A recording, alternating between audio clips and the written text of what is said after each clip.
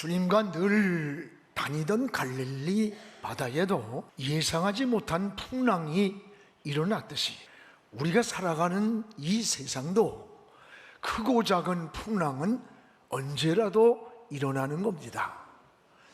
이것이 환경에만 풍랑이 있는 게 아닙니다. 마음에도 풍랑이 있고 정신 세계에도 있고 또 영적인 세계에도 있습니다. 보이는 풍랑도 있지만 보이지 않는 풍랑도 있습니다. 바다를 항해하는 사공이 이 풍랑이 잔잔할 시간만 기다린다면 그는 평생을 항해하지 못할 것입니다. 풍랑이 문제가 아닙니다. 바람은 언제든지 불어오기 때문입니다. 문제는 예수 없는 시간에 예수 없는 장소에서 풍랑을 만날 때 두려움과 불안과 공포에 빠지게 되는 겁니다. 풍랑을 해결할 수 있는 대안이 없기 때문입니다. 여러분, 오히려 신앙은 언제 강해지는 줄 압니까? 편안하고 잘 될 때, 잔잔할 때가 아니에요. 오히려 무서운 유라굴로와 같은 풍랑을 만날 때 우리는 목숨을 걸고 하나님을 찾고 기도도 하고 또 하나님 없이는 살 수 없노라고 하나님의 품으로 다가서게 되는 겁니다. 오늘 여러분들이 만난 고난이 있다면, 시련이 있다면 여러분 오히려 하나님께로 더 가까이 다가서고 또 하나님을 만나는 그런 기회가 되기를 주님의 이름으로 축복을 합니다. 위기가 기회가 되기도 합니다.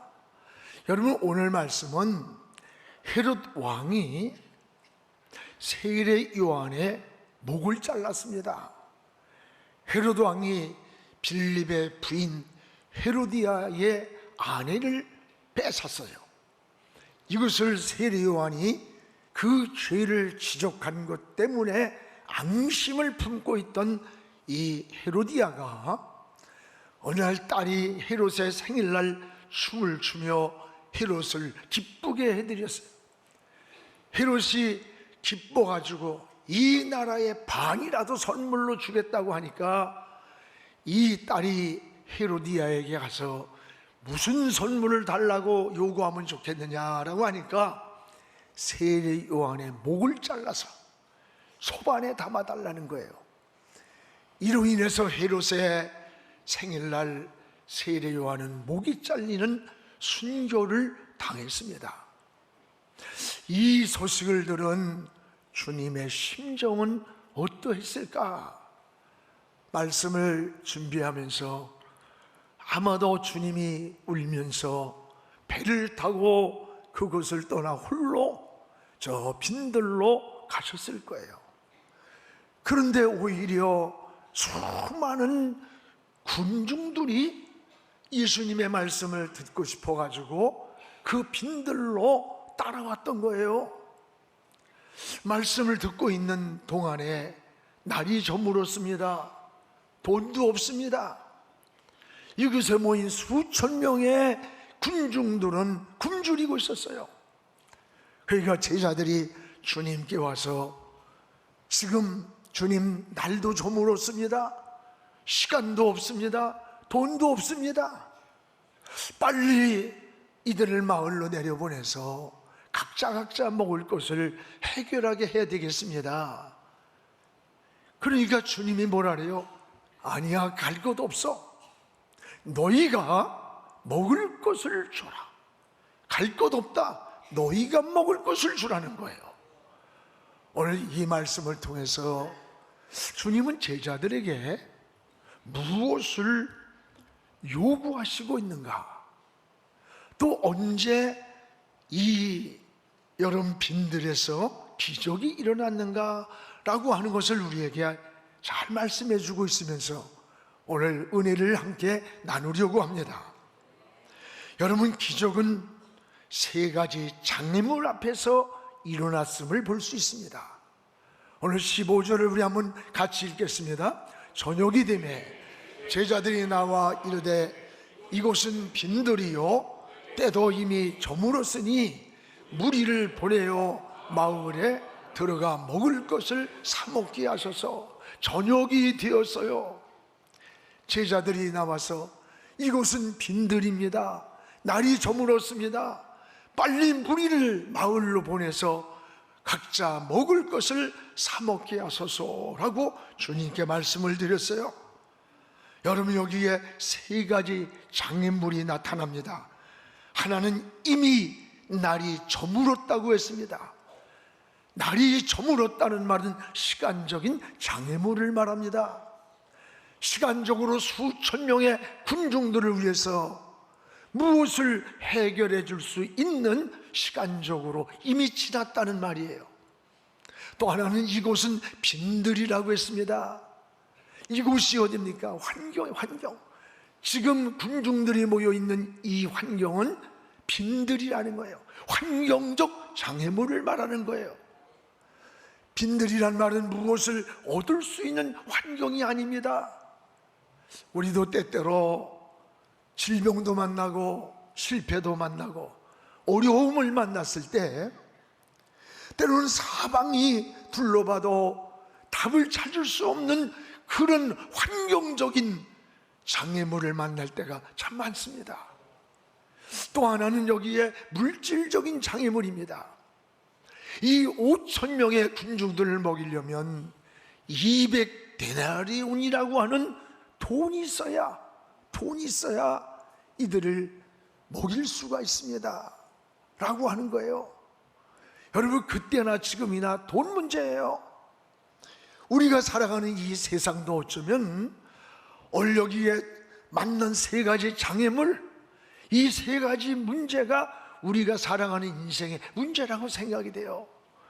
빈들과 같은 환경에 놓일 때가 얼마나 많습니까? 여러분, 사방을 둘러봐도 의지할 것이 없고 도움을 받을 곳도 없는 빈들과 같은 현실에 놓일 때도 참 많습니다. 또한 여러분, 이미 날이 저물었다고 하는 제자들의 이 고백이 우리 모두에게 공감이 되는 거예요. 또 시간적으로 날이 저물었는데 어디서 5천 명이나 되는 군중들을 어떻게 먹일 수가 있다는 거예요. 여러분, 200데나리온이라는 돈이 있어야 하는데 무엇을 사든지 여러분 해결할 뭐가 있어야 될 거 아니에요. 돈이 있어야 어떻게든지 뭐 해결해 볼 거 아니에요. 제자들은 빨리 이 군중들을 마을로 보내서 각자 자신이 해결하게 하라는 거예요. 원래 이 제자들의 고백이 틀렸습니까? 이 고백한 세 가지는 현실을 바로 진단하고 정확한 처방입니다. 우리가 살아가는 동안 끊임없이 따라오는 문제요, 장애물이기도 해요. 이런 장애물 앞에서 주님은 어떻게 반응하셨는가라고 하는 것을 볼 수가 있습니다. 주님은 이런 문제 앞에서 따라합시다. 믿음을 요구하셨다. 주님은 어떻게 반응하셨어요? 이러한 문제를 진단하고 처방하면서 해답을 구할 때 주님은 이런 문제 앞에서 오히려 제자들에게 믿음을 요구하셨어요. 우리 16절을 함께 읽겠습니다. 예수께서 이르시되 갈 것 없다. 너희가 먹을 것을 주라. 갈 것 없다. 너희가 먹을 것을 주라는 거예요. 어떻게 제자들이 먹을 것을 줄 수 있겠어요? 여러분, 환경, 시간, 돈에 떠밀려 배고픈 무리들을 마을로 보내라고 하는 제자들에게 주님은 갈 것 없다. 너희가 그 문제를 해결해 줘라. 너희가 먹을 것을 줘라. 어떻게 이 많은 무리에게 먹을 것을 주라는 거예요? 여기에 주님이 요구하는 게 뭡니까? 주님은 제자들에게 가장 중요한 본질을 요구하는 거예요. 바로 그 본질이 뭐냐? 믿음이에요. 믿음을 지금 요구하고 있는 거예요. 너희들 그동안에 주님이 중풍병자를 고치고 죽은 나사로를 살려내고 물이 변하여 포도주가 되는 이 많은 기적을 보아 너 보고 있었지 않느냐? 너희들 제자들이 주님을 따르면서 수많은 기적을 보았는데 정작 너희들의 마음속에 얼마나 믿음이 있느냐? 제자들의 마음속에 문제를 만난 이 시간 얼마나 믿음이 있는가를 믿음을 요구했던 거예요. 그래서 너희가 먹을 것을 주라고 하신 것은 주님이 그 환경이나 조건이나 장애물을 몰라서 그러는 게 아니에요. 너희 믿음으로 이 문제를 해결하라는 말씀인 거예요. 갈 것 없다. 너희가 먹을 것을 해결해 줘라. 여러분, 신앙은 문제를 만날 때 그 문제를 피하는 게 아니에요. 도망가는 게 아니에요. 너희 믿음으로 그 문제를 해결할 수 있어야 된다는 거예요. 또 해결하라는 거예요. 여러분, 신앙이 뭐예요? 신앙은 아는 게 아니에요. 믿는 거예요. 믿는다는 말은 하나님께 맡긴다, 이런 뜻이에요. 연사라는 1859년에 한 고기사가 저 미국에서 카나다 토론토를 건너가다 보면 나이아가라 폭포가 있잖아요. 거기에다가 높은 밧줄 위에 미국에서 카나다로 건너가는 밧줄을 설치했습니다. 세계 최초로 시도한 이 나이아가라 외줄타기 현장이에요. 수많은 사람들이 몰려왔습니다. 이들은 이곳에서 무려 48m나 되는 로프를 설치했어요. 높이에. 그는 한 발 한 발 밧줄 위를 걸어서 폭포를 걸어갔습니다. 수많은 사람들이 몰려들었던 그 사람들은 우레 같은 박수를 치면서 환호성을 보냈어요.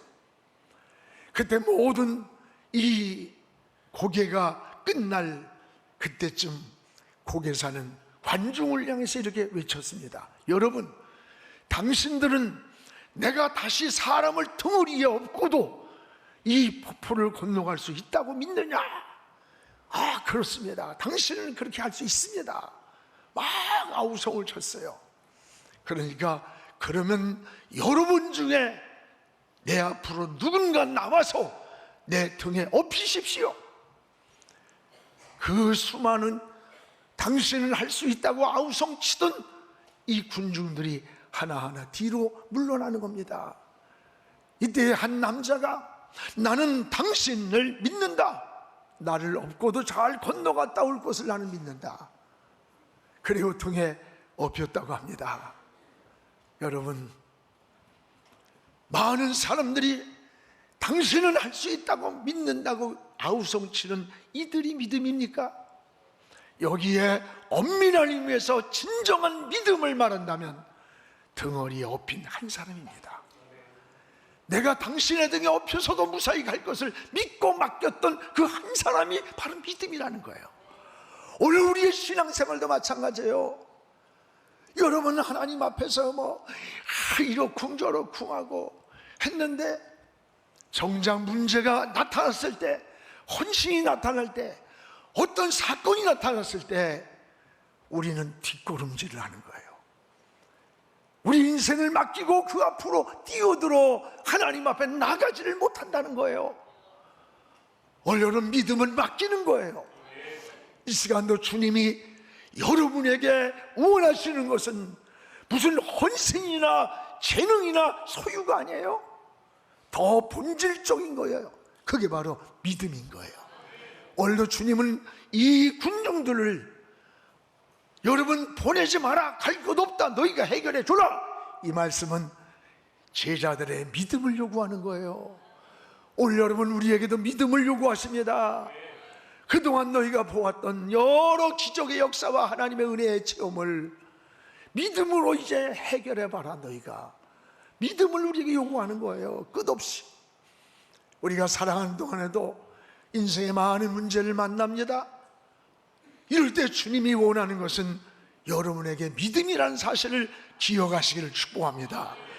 그래서 히브리 11장 6절에 믿음이 없이는 하나님을 기쁘시게 못하나니, 그가 하나님께 나아가는 자는 그가 살아계심과 그 하나님이 우리에게 상을 주시는 분임을 믿어야 할지니라.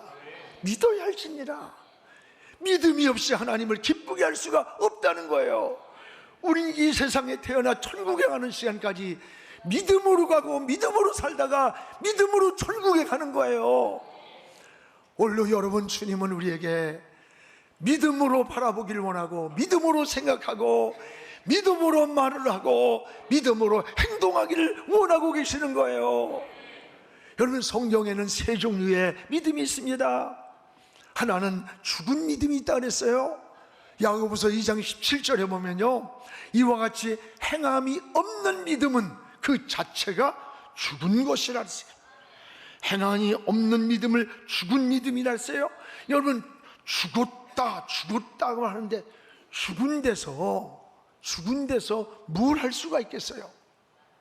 우리의 행동이 동반되지 않는 믿음은 그 자체는 죽은 믿음이라는 거예요. 또 하나, 성경에는 작은 믿음이라고 했습니다.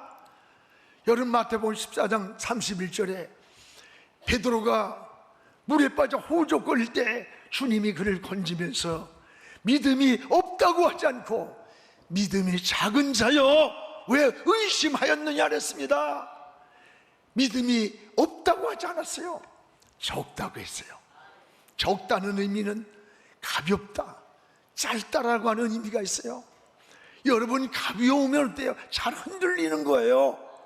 환경에 흔들리고, 기분에 흔들리고, 조건에 흔들리는 거예요. 믿음이 없는 게 아니라 믿음이 가벼워서 그래요. 또 하나, 믿음이 짧다는 말은 끝까지 어떤 일을 인내하지 못하는 거예요. 오직 비바람이 불든지 태풍이 불든지 주님의 약속을 붙잡고 엎드려야 될 믿음이 끝까지 인내하지 못하는 걸 짧다는 거예요. 오늘 작은 믿음은 어떤 믿음입니까? 우리의 이성적으로 공감할 수 있는 것까지 믿는 거예요.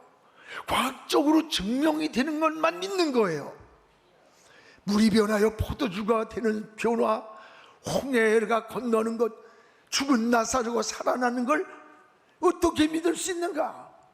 이런 기적의 사건들을 믿지 않고 이런 것을 신화로 해석하는 여러분, 신학자들도 굉장히 많아요. 성직자들을 배출하는 그 신학자들이 기적의 사건을 믿지 않는 거예요. 저 프린스턴에서 공부하고 온 교수가 그 얘기를 해요. 신학 교수가, 성경을 가르치는 교수가 자기는 성경을 믿지 않는다는 거야. 이런 인간들이 어떻게, 그 안에서 자란 성직자들이 어떻게 이 사회를 그리스도의 복음의 증인이 될 수 있겠어요? 이게 심각한 겁니다. 지금 우리는 지금 믿음이 없는 게 아니에요. 믿음이 적은데 문제가 있다는 걸 알아야 돼요. 어려울 때, 힘들 때 다 하나님 의지 않는 믿음이에요. 그런데 정말 인생의 문제를 맡겨야 할 때, 정말 하나님 앞에 내 삶을 주님 앞에 내려놔야 할 때, 우리는 믿음이 없는 게 아니라 적은데 흔들리는 거예요. 인내하지 못하고 포기하는 거예요. 사랑하는 여러분, 오늘 여러분, 우리의 신앙은 의사가 죽는다고 해도 하나님이 살려주면 산다. 세상의 환경이 다 빈들일지라도 하나님, 주님이 손을 들어 축복하면 기적이 일어나는 것이 하나님의 역사를 믿는 거예요. 이게 믿음인 거예요. 오늘 사랑하는 여러분, 우리의 믿음이 작은 믿음에서 큰 믿음으로 나가기를 축복합니다. 오늘 여기에 큰 믿음, 마태복음 15장 28절에 여러분, 저 가나안 여인을 향해 하신 말씀 아니에요? 주님이 요구하는 임계점을 넘은 믿음이 큰 믿음이에요. 여러분, 믿음은 죽은 자를 살리고 오늘 뭐예요? 풍랑을 잠잠케 하셨어요. 환경을 넘어 초월적 하나님의 역사를 믿는 믿음, 이것을 큰 믿음이라고 그랬어요. 성경에 주님이 칭찬하신 가나안 여인의 믿음, 백부장의 믿음인 거예요. 네 믿음이 크도다. 이 크다는 것은 분량이 아니에요. 주님이 원하시는 임계점을 넘은 거예요. 이게 큰 믿음이에요. 응답은 언제부터 오는 줄 알아요? 여러분, 내 믿음이 크다라고 주님이 인정하는 지점, 임계점을 넘어서부터 하나님 역사가 시작되는 겁니다. 물은 99도에서는 안 끓는 거예요. 100도가 돼야만 끓는 것과 같은 거예요. 오늘 사랑하는 여러분, 이 시간도 믿음으로 하나님을 바라보시기 바랍니다. 여러분, 믿음으로 기도를 드리시기 바랍니다. 믿음으로 하나님께 예배드리기를 바랍니다. 죽은 믿음이 살아나고 작은 믿음이 큰 믿음으로 변화되기를 주의 이름으로 축복을 합니다. 할렐루야. 오늘 주님은요, 제자들에게 뭘 원했습니까? 있는 것을 통해서 역사하신다는 것을 알려줬어요. 오늘 여기 17절에 보면, 여러분, 너희가 먹을 걸 해결해 주라고 하니까 제자들이 여기에 어린아이가 가지고 있는 물고기 2마리와 떡 5덩어리를 주님 앞에 가지고 오면서, 여기에 있는 것은 떡 5개와 물고기 2마리가 우리에게 있습니다요. 있습니다. 있는 자가 되시기 바랍니다. 그럴 때 18절에 뭐래요? 주님이 그것을 내게 가져와라.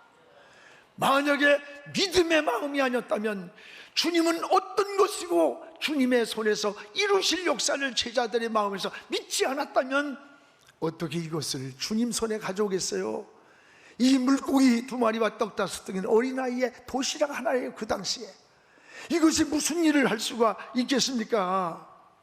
그러나 주님이 요구하실 때 제자들은 있는 것을 찾았던 거예요. 그리고 그 있는 것을 주님께 드릴 때 주님은 이것을 통해 놀라운 역사를 이루시는 거예요. 이것이 5,000명을 먹이는 기적을 이뤘습니다.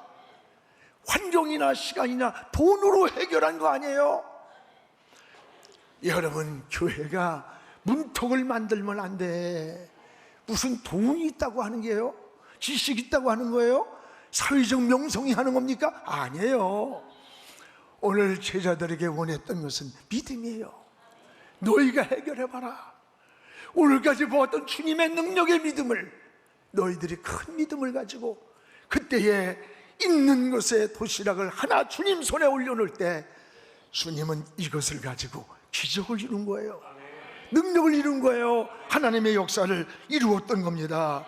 사랑하는 여러분, 여러분도 없다고 하지 마세요. 있는 자가 되시기를 축복합니다.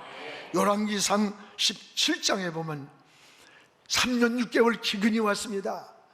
사르밧 과부가 남편도 없이 어린 자녀 하나 데리고 마지막 빵 한 번 구워 먹고 죽을 시간을 기다려야 하는 절박한 상황에서 엘리야가 그를 알고, 너 가지고 있는 게 뭐냐?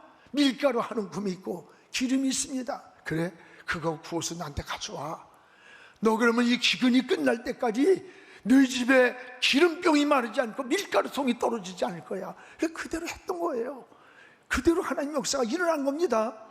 열왕기하 4장에 보면 엘리사의 생도가 너무 많은 빚을 졌어요. 빚쟁이들이 몰려오는 거예요. 남편은 죽었고.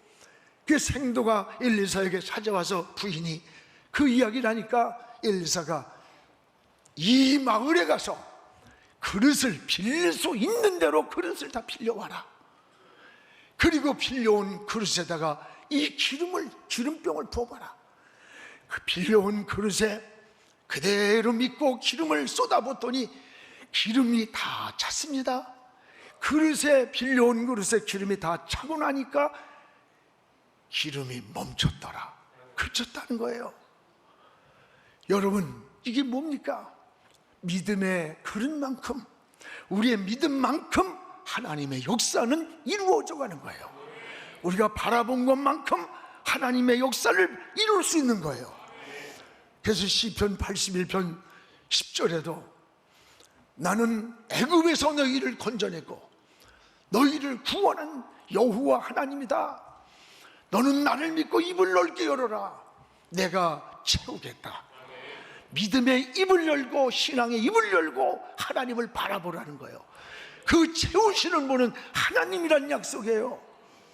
오늘 사랑하는 여러분, 없는 자가 되지 말고 있는 자가 되기를 주의 이름으로 축복합니다.